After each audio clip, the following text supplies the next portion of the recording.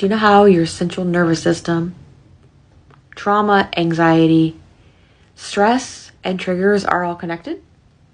So your central nervous system is kind of like a warning system for your whole body, right?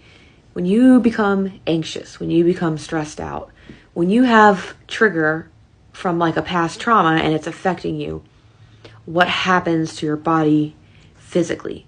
Not your thoughts, not what's going on up here, but what's happening, everything here down, Your hands are getting sweaty, your stomach is cramping, or maybe you have to go to the bathroom a lot.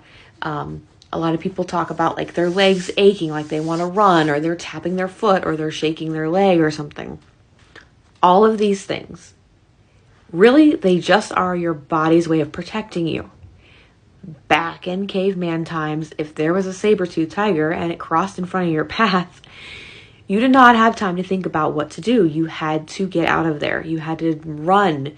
You had to climb a tree. I don't know. I think saber-toothed tigers could probably climb trees, but anyways, you had to react. And your body was meant to do that. It was meant to stress you out so that you react. There's two problems with this right now. One is that there's so many things in the world that cause people to react in ways that are way out of proportion. We are constantly bombarded with stress. The other thing is, we're not always in a stressful moment when our body reacts stressed out. So our body is sending us all these signals that we need to run from the situation. It's the whole fight, flight, or freeze response. But sometimes our responses are what therapists call maladaptive. It's a fancy word for saying it's just not a good idea. It's not something that's helpful to us.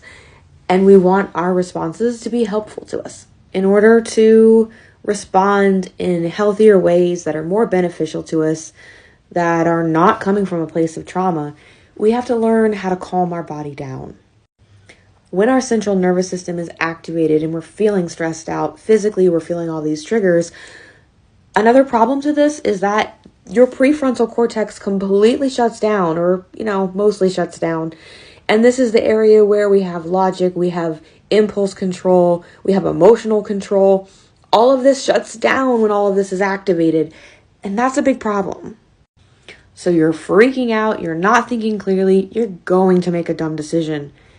Now we need to learn how to calm down, to disconnect all of this so we can think with our logical mind and make a smarter decision that's more healthy for us.